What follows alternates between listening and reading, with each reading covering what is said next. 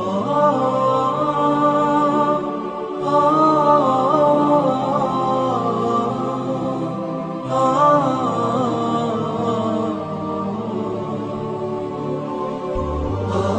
علیکم ورحمۃ اللہ وبرکاتہ۔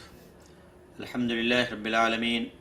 والصلاة والسلام علی اشرف الانبیاء والمرسلین نبینا محمد وعلی آلہ وصحبہ اجمعین۔ اعوذ باللہ السمیع العلیم من الشیطان الرجیم۔ وسارعوا الی مغفرۃ من ربکم وجنۃ عرضها السماوات والارض اعدت للمتقین الذين ينفقون في السراء والضراء والكاظمين الغيظ والعافين عن الناس والله يحب المحسنين۔ دوستو اور بھائیو، آج کل دنیا میں جو پریشانیاں، جو فتنے فساد، قتل و غارت گری اور میاں بیوی کے درمیان طلاق جیسے خطرناک واقعات پیش آ رہے ہیں، اس کے اندر بہت سارا عمل دخل انسان کے اپنے نفس پر کنٹرول نہ کرنے کا ہے۔ اگر انسان اپنے نفس پر کنٹرول کرنے لگا تو پھر وہ انسان کامیاب ہو جاتا ہے۔ انسان جذبات میں آ کر کے، غصے میں آ کر کے ایسے حالات سے پیش آتا ہے اور ایسے اقدام کر بیٹھتا ہے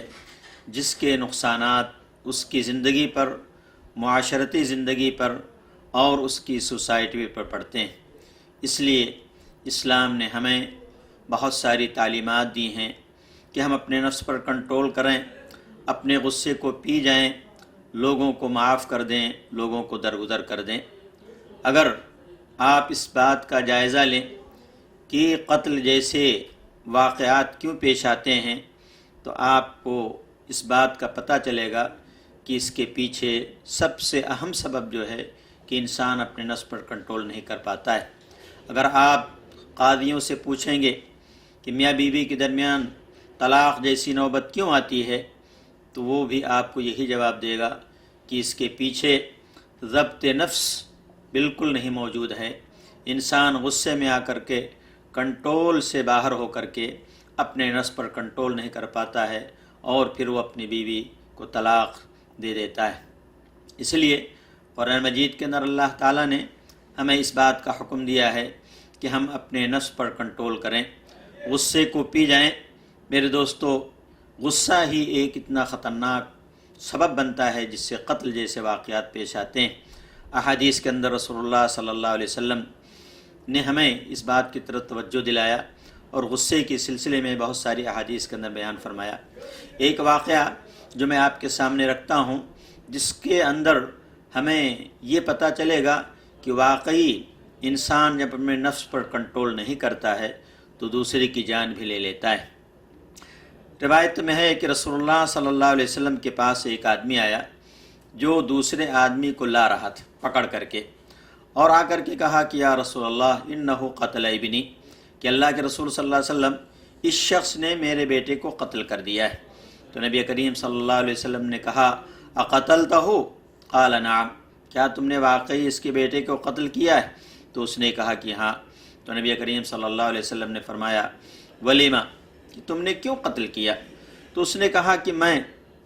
اور اس کا بیٹا، ہم یہ دونوں آدمی لکڑی جمع کر رہے تھے، لکڑی چن رہے تھے۔ پہاڑوں کے اندر اور جنگلات کے اندر لوگ جا کر کے جلانے کے لیے لکڑیاں لاتے ہیں، تو ہم دونوں آدمی لکڑی چن رہے تھے اپنے استعمال کے لیے۔ فسبنی وشتمنی، تو اس کے بیٹے نے مجھ کو برا بھلا کہا، گالی گلوچ دیا۔ فاہویت بالفاس علی راسہ فقتلتہ، تو میرے ہاتھ میں کلہاڑی تھی، اس کلہاڑی کو لے کر کے اس کے سر کی طرف میں بڑھا اور اس کے سر پر میں نے اس کلہاڑی سے وار کر دیا، اور اس طریقے سے یہ قتل کا واقعہ پیش آیا۔ تو میرے دوستو، اب دیکھیے کہ اس واقعے کے اندر انسان اپنے نفس پر کنٹرول نہ کر سکا، جس کی وجہ سے اس نے قتل جیسے بھیانک جرم کا ارتکاب کیا۔ اس لیے اللہ تعالیٰ نے قرآن مجید کے اندر سورہ آل عمران کے اندر ارشاد فرمایا وَسَارِعُوا إِلَىٰ مَغْفِرَةٍ مِّن رَّبِّكُمْ وَجَنَّةٍ عَرْضُهَا السَّمَاوَاتُ وَالْأَرْضُ أُعِدَّتْ لِلْمُتَّقِينَ، کہ اے لوگو تم دوڑ پڑو اپنے رب کی مغفرت کی طرف اور جس کی جنت کی طرف جس کی چوڑائی آسمانوں اور زمین کے برابر ہے، جو متقیوں کے لیے تیار کی گئی ہے۔ لیکن متقی کون لوگ ہیں؟ ان کی صفات اللہ تعالیٰ نے بیان کیا، الذین ينفقون فی السراء والضراء، کہ جو لوگ خوشحالی کے اندر اور بدحالی کے اندر، کشادگی جب ہوتی ہے تب بھی اللہ کے راستے میں خرچ کرتے ہیں، تنگ دستی ہوتی ہے تو بھی اللہ کے راستے میں خرچ کرتے ہیں، ہمیشہ صبح و شام ہر حال میں وہ اللہ تعالیٰ کی رضا کو حاصل کرنے کے لیے، اس کی تیار کردہ جنت کو حاصل کرنے کے لیے اپنی گاڑھی کمائی سے اللہ کے راستے میں خرچ کرتے ہیں، غربا مساکین کو دیتے ہیں اور ان کا خیال رکھتے ہیں۔ دوسری صفت اللہ تعالیٰ نے بیان فرمایا، والکاظمین الغیظ، اور جو لوگ اپنے غصے کو پی جانے والے ہیں، اپنے غصے کو کنٹرول کر دینے والے ہیں، والعافین عن الناس، اور تیسری صفت اللہ تعالیٰ نے بیان کی کہ وہ لوگوں کو معاف کر دینے والے ہیں۔ تو یہ متقین کی 3 صفات اللہ تعالیٰ نے اس آیت کریمہ کے اندر ذکر کیا، جو خوشحالی میں بدحالی میں اللہ کے راستے میں خرچ کرتے ہیں،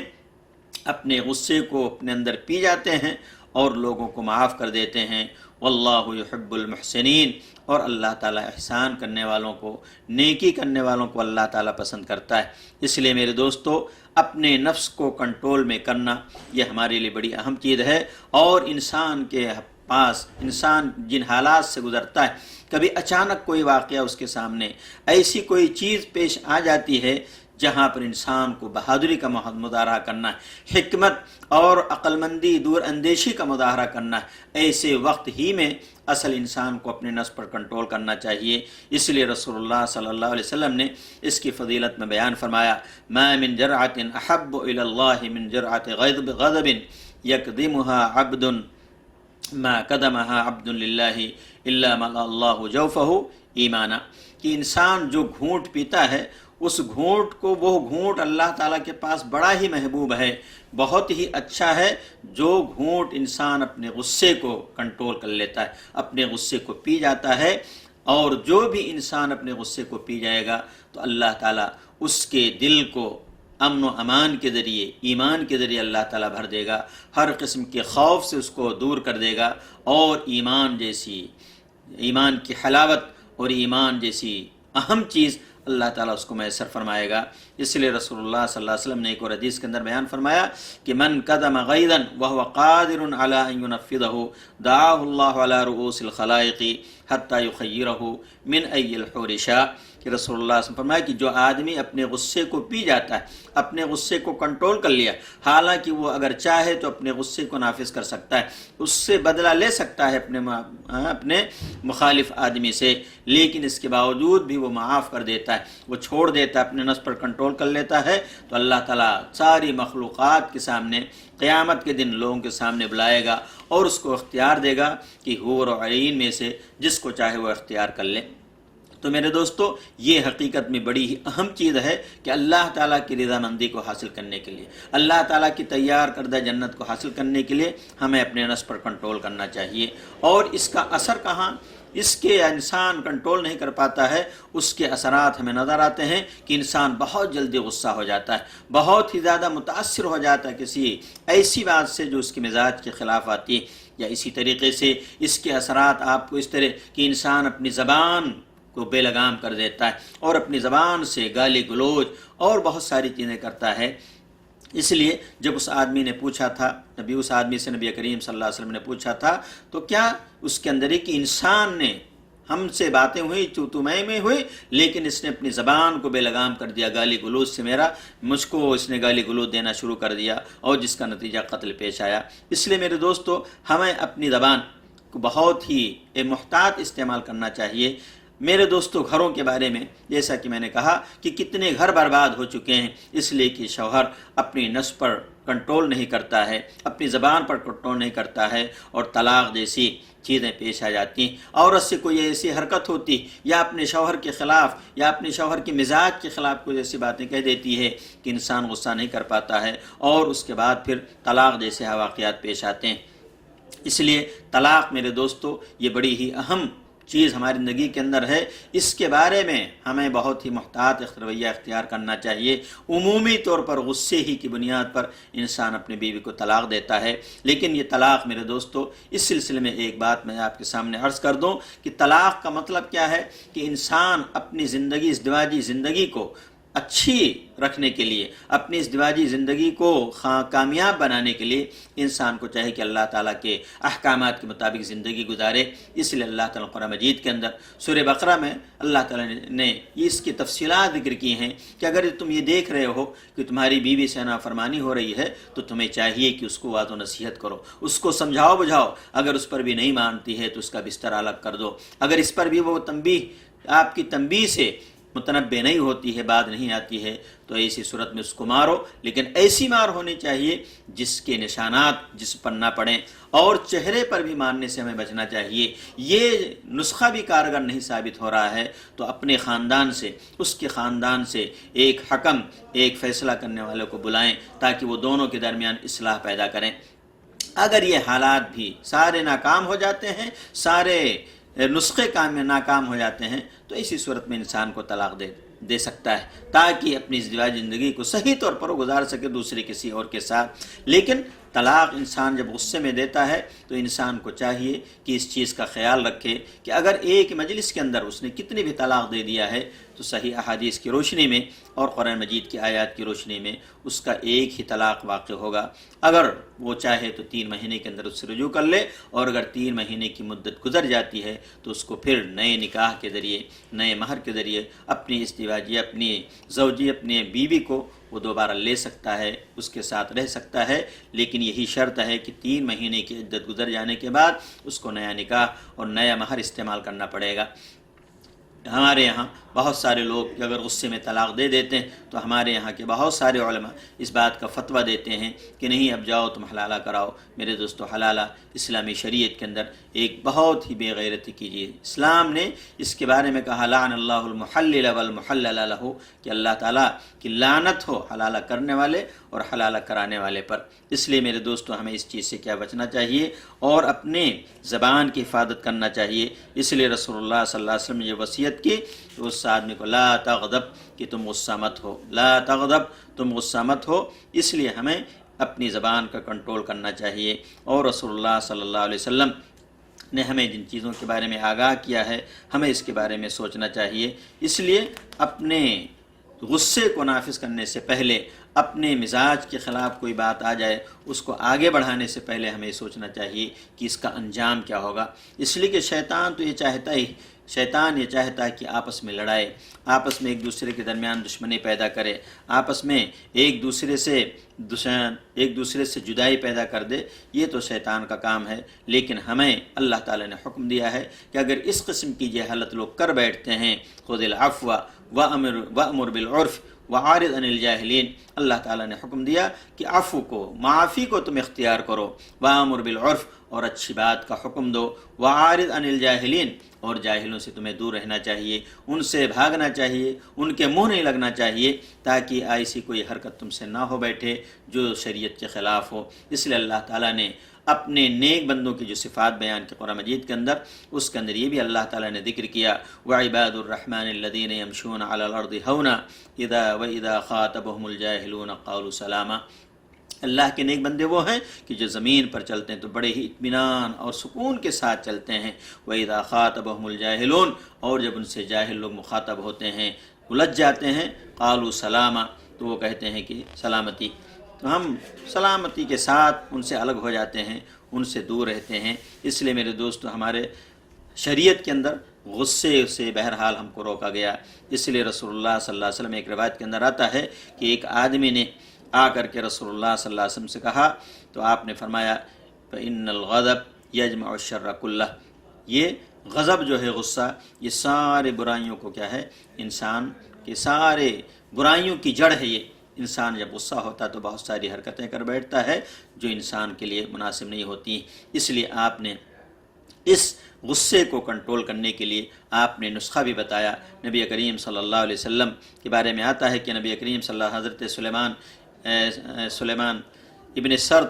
رسول اللہ صلی اللہ علیہ وسلم کے ساتھ بیٹھے ہوئے تھے اور وہیں پر دو آدمی آپس میں ایک دوسرے کو برا بھلا کہہ رہے تھے، یہاں تک کہ سے ایک آدمی کا چہرہ بالکل سرخ ہو گیا، اس کی ساری رگیں پھول گئیں۔ تو نبی کریم صلی اللہ علیہ وسلم نے کہا کہ مجھے ایک کلمہ معلوم ہے، ایک چیز مجھے معلوم ہے کہ اگر یہ انسان کہہ دے تو اس کا غصہ اس سے ختم ہو جائے گا۔ آپ نے فرمایا لو قال اعوذ باللہ من الشیطان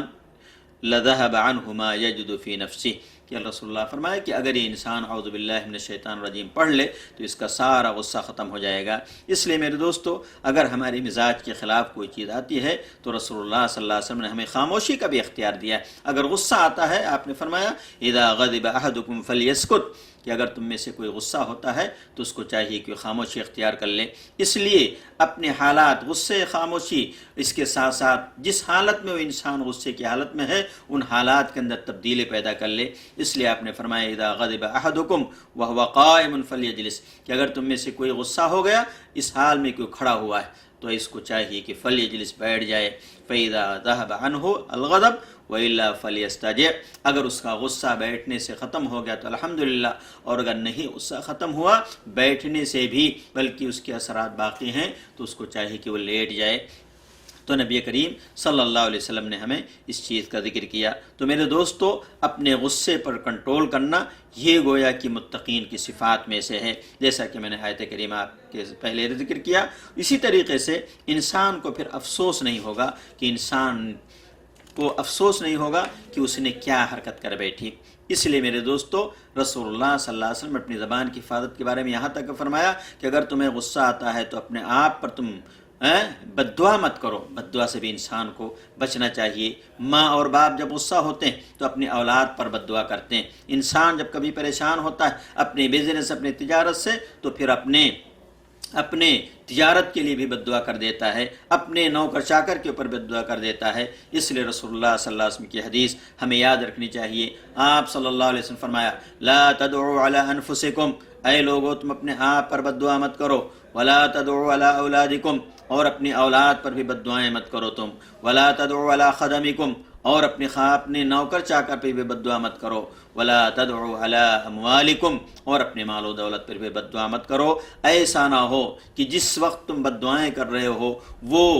مقبولیت کی گھڑی ہو اور اس وقت اللہ تعالیٰ تمہاری دعائیں قبول کر لے اور اس کے بعد تم برباد ہو جاؤ، تمہارے مال و دولت برباد ہو جائے، تمہاری زندگی ختم ہو جائے، تمہارے بال بچوں کی زندگی ختم ہو جائے۔ اس لیے رسول اللہ صلی اللہ علیہ وسلم نے ہمیں اس سے منع فرمایا۔ اس لیے بہت ساری مائیں جب اپنے بچوں پر غصہ ہوتی ہیں تو وہ اپنے بچے پر بد دعائیں کرتی ہیں۔ میرے دوستو، ایسے بہت سارے واقعات ہیں۔ اس لیے انسان کو چاہیے کہ اپنی زبان کی حفاظت کرے، اپنی زبان سے کوئی بھی ایسا لفظ نہ استعمال کرے جو اس کے لیے، اس کے آل اولاد کے لیے نقصان ہو، بلکہ رسول اللہ تعالیٰ نے ہمیں بد دعا کرنے کے بجائے اپنے بیٹے کے لیے ہمیں اس کے لیے دعا کرنی چاہیے، جیسا کہ اللہ تعالیٰ نے ارشاد فرمایا والذین یقولون ربنا هب لنا من ازواجنا وذریاتنا قرۃ اعین واجعلنا للمتقین اماما۔ یہ متقین کی صفت، یہ نیک لوگوں کی صفت، اللہ کے نیک بندوں کی صفت کیا ہے؟ والذین یقولون، جو لوگ یہ دعائیں کرتے ہیں، کہتے ہیں ربنا هب لنا من ازواجنا وذریاتنا قرۃ اعین، کہ اے ہمارے رب ہم کو تو عطا کر ہماری بیویوں اور ہماری آل اولاد سے آنکھوں کی ٹھنڈک عطا کر، وجعلنا للمتقین اماما، اور ہمیں متقیوں کا امام بنا دے۔ تو میرے دوستو، ہم اس بات کو اچھی طرح جانتے ہیں کہ ہماری یہ دعائیں اللہ تعالیٰ کے ہمارے اولاد کے حق میں بھی قبول ہوں گی، اور اس کے لیے ضروری ہے کہ ہم بہت ہی اچھا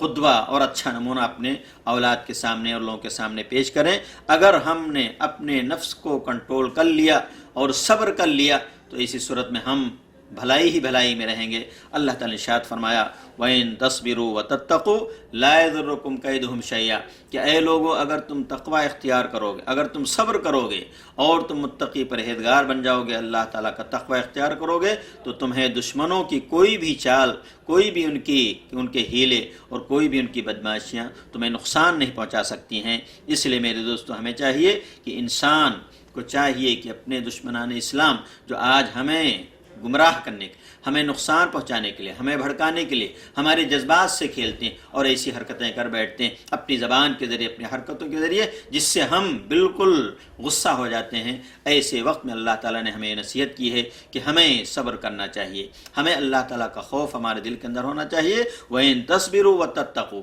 اگر تم صبر کرو گے اور تقوی اختیار کرو گے، لَا يَضُرُّكُمْ كَيْدُهُمْ شَيْئًا، تو ان کی یہ ساری چال بازیاں، یہ سارے مکر و فریب جو تمہیں بھڑکانے کے لیے، تمہیں نقصان پہنچانے کے لیے اختیار کر رہے ہیں، ذرا برابر بھی تمہیں نقصان نہیں پہنچائیں گے۔ اس لیے میرے دوستو، ہمیں چاہیے کہ ہم اپنی زبان کی حفاظت کریں اور اپنے نفس کو کنٹرول میں رکھیں، اس لیے کہ نفس کو کنٹرول میں رکھنا کہ ہم اچھا کیا ہے، برا کیا ہے، اس بات کو اپنے ذہن میں رکھیں کہ اگر ہم یہ حرکت کر بیٹھیں گے تو اس کا نقصان کیا ہوگا، اس کا فائدہ کیا ہوگا۔ تکلیف اگر پہنچتی، ہمارے مزاج کے خلاف کوئی بات آتی ہے تو ہمیں اس کے انجام پر غور کرنا چاہیے تاکہ ہم اپنے آپ کی حفاظت کر سکیں، اپنے نفس کو کنٹرول کر سکیں۔ اس لیے ہمارے لیے ضروری کہ رسول اللہ صلی اللہ علیہ وسلم کی سیرت طیبہ ہمارے سامنے ہونا چاہیے کہ رسول اللہ صلی اللہ علیہ وسلم کے بارے میں آپ جانتے ہیں کہ آپ سجدے کی حالت میں تھے، اونٹ کی اوجڑی لا کر کے آپ کے پیٹھ کے اوپر رکھ دیا گیا، آپ کے سر کو زخمی کر دیا گیا، لیکن نبی کریم صلی اللہ علیہ وسلم نے ہمیشہ صبر اختیار کیا، اور صبر کرنے کے بعد اس کے نتائج جو دنیا کے سامنے آئے، ہمارے سامنے آئے۔ ہم لوگ اس بات کو اچھی طرح جانتے ہیں کہ صلی اللہ علیہ وسلم نے جو طریقہ اختیار کیا وہ طریقہ ہمارے لیے بھی راہ مشعل راہ ہے۔ اللہ تعالیٰ سے دعا ہے کہ اللہ تعالیٰ ہمیں نیک اعمال کرنے کی توفیق نصیب فرمائے، اللہ تعالیٰ ہمیں اپنے نفس پر کنٹرول کرنے کی توفیق نصیب فرمائے، اللہ تعالیٰ ہمیں غصے کو پی جانے کی توفیق نصیب فرمائے۔ اس لیے میرے دوستو، ہمیں چاہیے کہ ہم اپنے نفس پر کنٹرول کریں، اپنے غصے پر کنٹرول کریں، تاکہ ہم بھی متقین کے زمرے میں شامل ہو سکیں اور اللہ تعالیٰ کی تیار کردہ جنت کو حاصل کر سکیں، اور ایسی کوئی حرکت نہ کر بیٹھیں کہ جس کی وجہ سے ہمیں شرم اور بعد میں ندامت کا احساس ہو اور ہمیں افسوس کفِ افسوس ملنا پڑے کہ کاش کہ میں نے یہ کام نہ کیا ہوتا، کاش میں نے یہ حرکت نہ کی ہوتی۔ اللہ تعالیٰ سے دعا ہے اللہ تعالیٰ میں نیک اعمال کی توفیق دے۔ وصلی اللہ علیہ رسول الکریم وآخر دعوانا ان الحمد للہ رب العالمین۔ السلام علیکم ورحمۃ اللہ وبرکاتہ۔